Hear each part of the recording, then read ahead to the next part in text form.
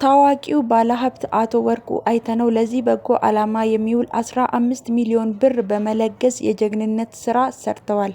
የዓመቱ ምርጥ ቲክቶከር አዶናይ 24 ሰዓት ባልሞላ ሰዓት ውስጥ 11 ሚሊዮን ብር አሰባስቧል።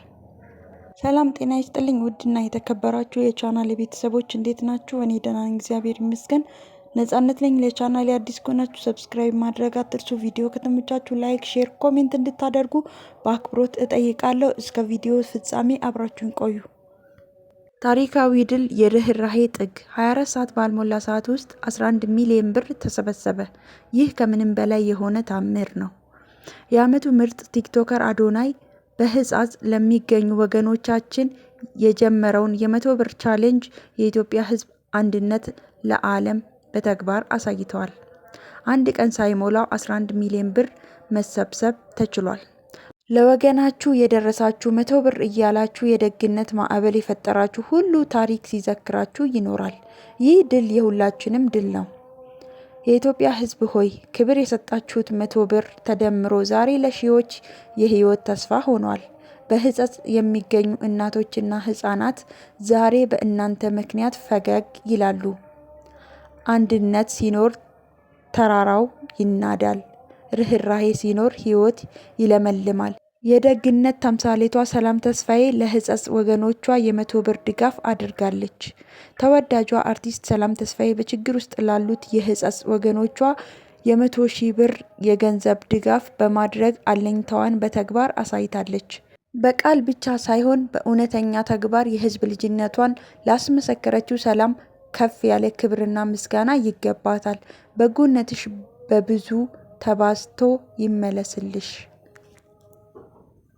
በደብረ ብርሃን ለሚገኙ ተፈናቃዮች ታሪክ እየተሰራ ነው። የለጋስነት ጥግ በደብረ ብርሃን መጠለያ ጣቢያ ለሚገኙ ወገኖቻችን በቲክቶክ አማካኝነት እየተደረገ ያለው የገቢ ማሰባሰቢያ መርሃ ግብር እጅግ አስገራሚ ድሎችን እያስመዘገበ ይገኛል። ወገን ለወገን ደራሽ መሆኑን በተግባር እያየን ነው። ታዋቂው ባለሀብት አቶ ወርቁ አይተነው ለዚህ በጎ ዓላማ የሚውል 15 ሚሊዮን ብር በመለገስ የጀግንነት ስራ ሰርተዋል። በተጨማሪም ይህንን ታላቅ ንቅናቄ በቲክቶክ ለሚያስተባብረውና ሌት ተቀን ለሚደክመው ወጣት ታኩር ለታታሪነቱና ለቅንነቱ የ5 ሚሊዮን ብር ሽልማት እንደሚያበረክቱለት ቃል ገብተዋል። የእርሶም ድጋፍ ለተፈናቃይ ወገኖቻችን ትልቅ ተስፋ ነውና አቅም የፈቀደውን በመለገስ የዚህ ታሪካዊ አካል ይሁኑ። መርዳት ለምትፈልጉ የባንክ አካውንት ከታኩር ላይ መውሰድ ትችላላችሁ። የሰብአዊነት ድል በሕጻጽ የቲክቶክ ባለሙያዎች ከስክሪን ባሻገር ለወገኖቻቸው አለኝታቸውን በተግባር እያሳዩ ነው።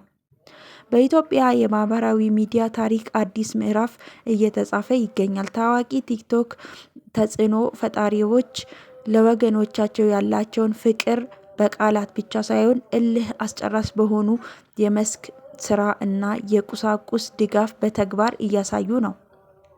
በሕጻጽ መጠለያ የሚገኙ ወገኖቻችንን ለመታደግ የተጀመረው የገንዘብ ማሰባሰብ ዘመቻ ውጤት ከማምጣቱም ባለፈ እነዚህ ወጣቶች ራሳቸው በቦታው ድረስ በመገኘት ከፍተኛ መጠን ያለው የምግብና የመድኃኒት ቁሳቁስ በጫንቃቸው በመሸከም ከወገኖቻቸው ጎን በመቆም መከራቸውን በመጋራት የእርዳታ እጆችን በማስተባበር ታላቅ አለኝታቸውን እያስመሰከሩ ነው። ቲክቶከሮቹ የህዝብን ድምፅ በማስተጋባት በአጭር ጊዜ ውስጥ በሚሊዮኖች የሚቆጠሩ ገንዘብ ከማሰባሰባቸውም በላይ አሁን ላይ በመስክ ተገኝተው እያደረጉት ያለው ርብርብ በብዙዎች ዘንድ አድናቆትን እያተረፈ ይገኛል። ኢትዮጵያዊነት ሲቸገሩ መድረስ ብቻ ሳይሆን ችግሩን አብሮ መሸከምም ጭምር ነው። ይህ መልካም ተግባር እንዲቀጥልና ለወገኖቻችን የሚደርሰው ድጋፍ እንዳይቆም ሁላችንም የበኩላችንን እናድርግ። የዚህ ደግ ተግባር ተሳታፊ የሆናችሁ ሁሉ ታሪክ ይዘክራችኋል። በቲክቶክ ሙን በሚል ስም የሚታወቀው ግለሰብ በቁጥጥር ስር ዋለ። የአዲስ አበባ ፖሊስ ማህበራዊ ሚዲያ ትውልድን ለመገንባት እንጂ ለማፍረስ መዋል የለበትም። በማህበራዊ ሚዲያ ወይም በቲክቶክ እና ዩቲዩብ ላይ የህብረተሰቡን ስነ ምግባር እና ባህል የሚጋፋ ይዘቶችን ሲያሰራጭ የነበረው ግለሰብ በፖሊስ ቁጥጥር ስር መዋሉን ታውቋል።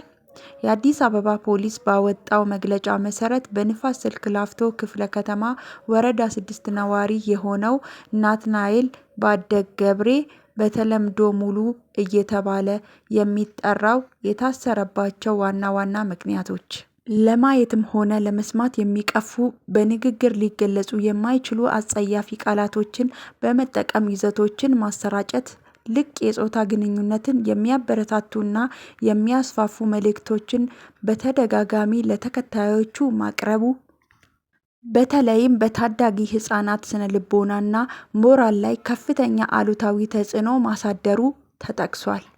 ፖሊስ በአሁኑ ወቅት በግለሰቡ ላይ ምርመራ መጀመሩን ገልጾ የይዘት ፈጣሪ ነን በማለት ከኢትዮጵያዊነት እሴት እና ባህል ውጪ የሆኑ ቪዲዮዎችን በሚለቁ ሌሎች ግለሰቦች ላይ ተመሳሳይ እርምጃ እንደሚወስድ አሳስቧል።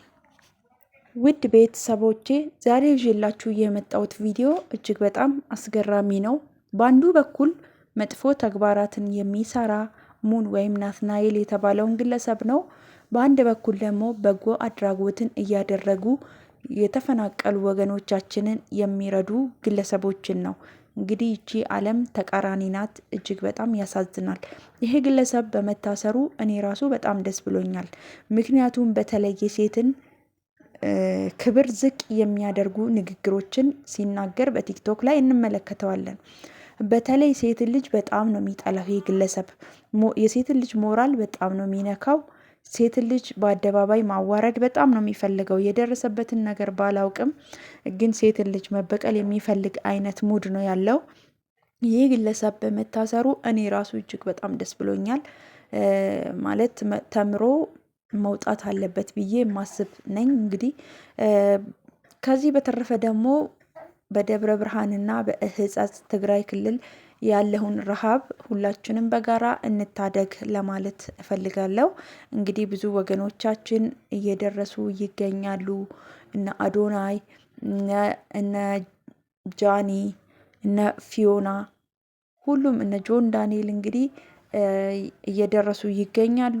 ውድ የዩቱቤ ቻናል ቤተሰቦችም እንግዲህ እናንተም የተቻላችሁን ለሕጸጽም ሆነ ለደብረ ብርሃን እንድትረዱ በአክብሮት ጠይቃለሁ። እንግዲህ አካውንት ከፈለጋችሁ አዶናይ ጋር አለ፣ እንዲሁም ደግሞ ታኩር ጋር፣ ጆን ዳንኤል ጋር በተለያዩ ቲክቶከሮች ማገዝ መርዳት ትችላላችሁ። እንዲሁም ቦታ ድረስ በመገኘት እዛው መርዳት ማገዝ ትችላላችሁ። ያላችሁን ልብስ፣ ጫማ፣ ዘይት፣ ዱቄት ያላችሁን ነገር ማንኛውም ነገር አይናቅም ይዛችሁ ሄዳችሁ ቦታው ድረስ ማገዝ ትችላላችሁ ህብረተሰቡን። እንግዲህ ውድ ተመልካቾቼ ይዤላችሁ የመጣሁት ቪዲዮ ይሄን ይመስላል። ለቻናል አዲስ ከሆናችሁ ደግሞ ሳብስክራይብ ማድረግ አትርሱ። መልካም ጊዜ ይሁንላችሁ።